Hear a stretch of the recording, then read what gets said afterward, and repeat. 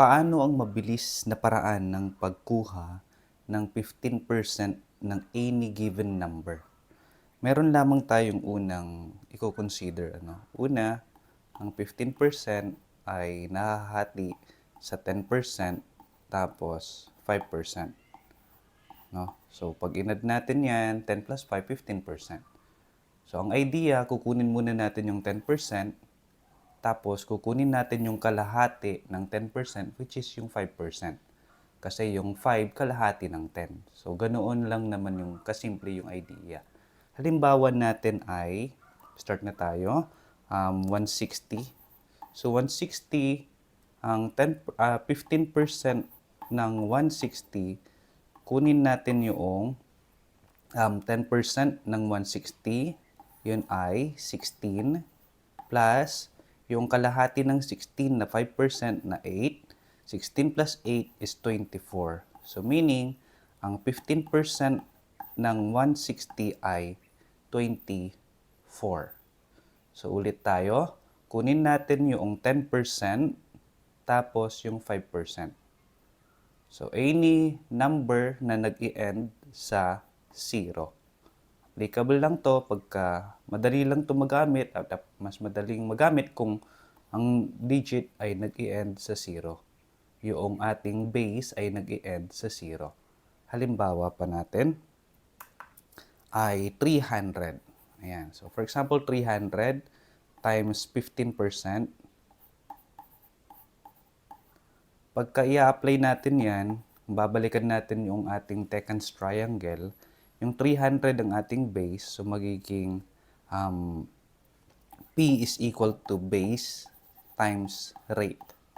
Yan yung basic na formula. Yan yung formula na ginagamit natin, which is basic naman na yan. So, ang base natin ay 300 at ang rate natin ay 15% na i-convert natin sa decimal, which is 0.15. Pagka long method, multiply natin yan ng mano-mano. Pero ang madaling paraan ay kunin natin yung 10% ng 300. So, maghahati ulit yan, yung 15%, which is 10%, tapos yung 5% na kalahati ng 10. Yun lagi yung idea.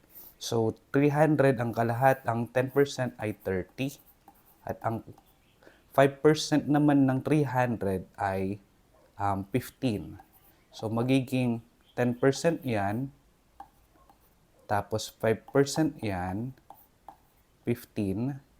Ang magiging 15% nila ay 45. So, 30 plus 15 is 45.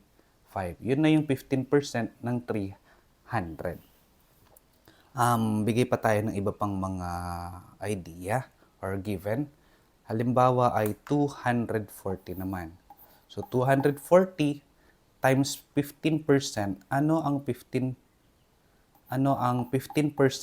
ng 240?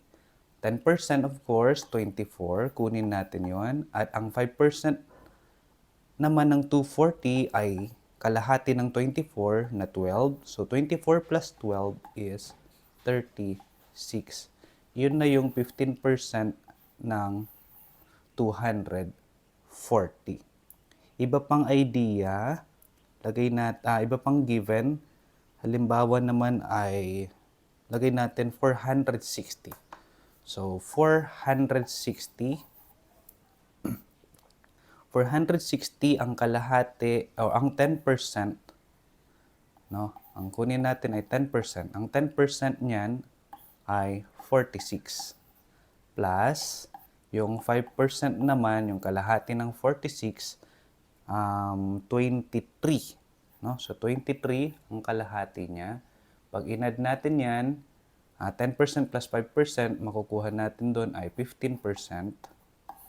Ang 15% naman ng 460 ay 46 plus 23 ay nasa 69. So meaning, 69 ang 15% ng 460. So ganun lang kasimple ang paraan ng pag-multiply or pagkuha ng percentage na ang rate ay 15%.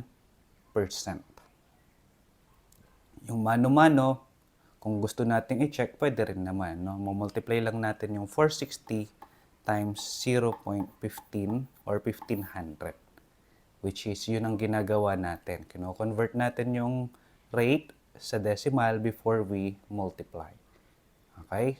So, yun ang pagkuha ng any base na nag-i-end sa 0 and then ang rate ay 15%. Sige, sana ay mayroon kayo natutunan sa araw na ito.